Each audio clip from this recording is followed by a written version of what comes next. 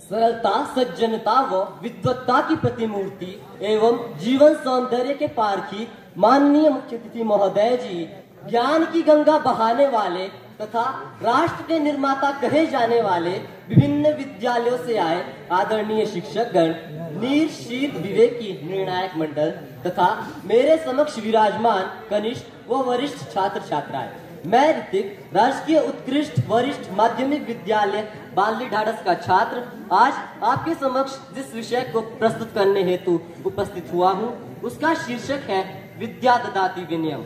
न चोर हार्यम न च राजहार्यम न भ्रातृभाज्यम न च भारकारी वैकृते वर्धत एव नित्यम विद्याधनम सर्वधन प्रधानम।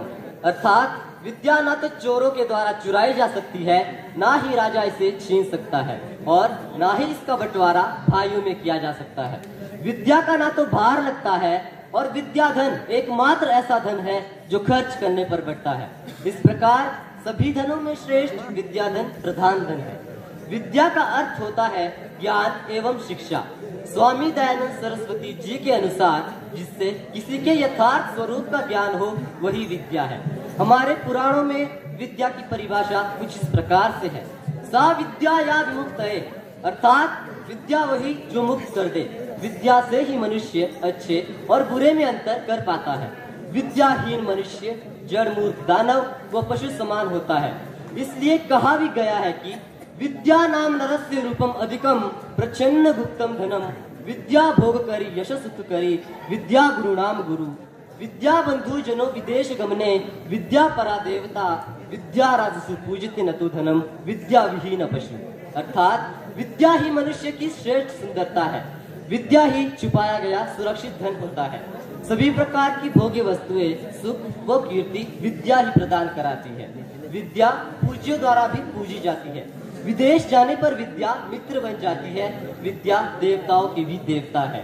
राजाओं में भी विद्या को ही पूजा जाता है, धन को नहीं। विद्याहीन मनुष्य पशु समान होता है। विद्या ही मनुष्य की असली पूंजी व वास्तविक श्रृंगार है। विद्या से मनुष्य असली संपत्ति का मालिक बन जाता है। विद्या वो निवेश है जिसका मुनाफा हम जीवन के अंत तक उठाते रहते हैं। एक मनुष्य को साधारण जीवन जीने के लिए रोटी, कपड़ा और मकान के अलावा यदि किसी चीज की सबसे अधिक आवश्यकता होती है तो वह है शिक्षा। यदि आपके पास धन है तो आप धन से सोना बना सकते हैं। सोने के खोने का या फिर कम होने का डर आपको हमेशा लगता है, परंतु यदि आप उस धन से शिक्षा ग्रहण करते हैं, यानी कि उस धन को शिक्षा रूपी धन में परिवर्तित करते हैं, तो आपका शिक्षा रूपी धन कभी कम नहीं होगा और न ही कोई चोर इसे चुरा सकता है। यदि हमसे पूछा जाए कि दुनिया का सबसे शक्तिशाली व्यक्ति कौन है, तो हमारा जवाब किसी देश के प्रधानमंत्री, राष्ट्रपति या फिर दुनिया के सबसे अमीर व्यक्ति का होगा। परंतु मेरा मानना है कि पैसा और हथियार किसी को भी शक्तिशाली नहीं बनाते। यदि बनाते भी हैं तो केवल कुछ समय के लिए ही बनाते हैं। पैसा आज है, कल नहीं होगा। शस्त्र ज्ञान तभी तक काम आएगा जब तक वह शस्त्र चल सकता है, परंतु शास्त्र ज्ञान कभी नहीं रुकता। शास्त्र ज्ञान शस्त्र और धन दोनों से कई ज्यादा प्रभावशाली, असरदार व शक्तिशाली होता है। शास्त्र ज्ञान से शक्तिशाली कुछ भी नहीं। एक मनुष्य का शिक्षित होना अत्यंत आवश्यक है।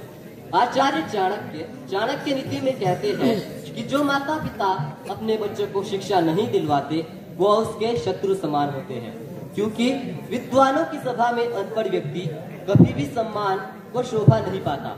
ठीक उस प्रकार जिस प्रकार हंसों की सभा में बगुला शोभा नहीं पाता। यदि विद्या ददाति विनयम विनयाद याति पात्रताम पात्रत्वात् धनम अपनोति धनात् धर्मम ततो सुखम। अर्थात विद्या से विनम्रता मिलती है, विनम्रता से योग्यता आती है, योग्यता से हम धन अर्जित कर सकते हैं। अर्जित किए गए उस धन को धर्म के कार्य में लगाने से हमें सुखों की प्राप्ति होती है। या यूं कहे कि विद्या से ही हमारा जीवन सुखमय हो सकता है। जहाँ पर पेड़ और जल दोनों है वहाँ पर हरियाली अपने आप आ जाती है। ठीक उसी प्रकार जहाँ पर शिक्षा और विनयशीलता दोनों है वहाँ पर कामयाबी अपने आप आ जाती है। जिस गांव में बारिश ना हो वहाँ की फसलें खराब हो जाती है, और जिस घर में शिक्षा ना हो वहाँ की तो नस्लें ही खराब हो जाती है। यदि एक बच्चे को खिलौने और उपहार ना दिए जाए तो वह केवल कुछ समय के लिए ही रोएगा, परंतु यदि उसे शिक्षा और संस्कार ना दिए जाए तो वह जीवन पर्यंत रोता रहेगा। अब मैं चंद पंक्तियां कहना चाहूंगा कि जुबान खोले तो क्या बोले, अनुमान रहे तो अच्छा है। कि जुबान खोले तो क्या बोले, अनुमान रहे तो अच्छा है। अपने अपने कर्तव्यों का भान रहे तो अच्छा है। दुनिया में घुलना मिलना पहचान बनाना ठीक, मगर कि दुनिया में घुलना मिलना पहचान बनाना ठीक, मगर जरा शिक्षा से खुद की पहचान बने तो अच्छा है। जरा शिक्षा से खुद की पहचान बने तो अच्छा है। अब अंत में मैं मेरे समक्ष बैठे इस देश का उज्जवल भविष्य, इस राष्ट्र का गौरव, इन युवाओं के लिए चंद पंक्तियां कहना चाहूंगा कि शिक्षा समाज का दर्पण तुम इसकी सूरत युवाओं, कि शिक्षा समाज का दर्पण तुम इसकी सूरत युवाओं। तुम रश्मियां उम्मीद की सूरज की सूरत युवाओं। तुम उद्धारक, तुम कर्णधार, तुम नव निर्माता राष्ट्र के। कि तुम उद्धारक, तुम कर्णधार, तुम नव निर्माता राष्ट्र के। उन्नत करने भाल वतन का तुम जरूरत युवाओं। उन्नत करने भाल वतन का तुम जरूरत युवाओं। अंत में शुभ दिन सहित जय हिंद, जय भारत, जय हिमाचल।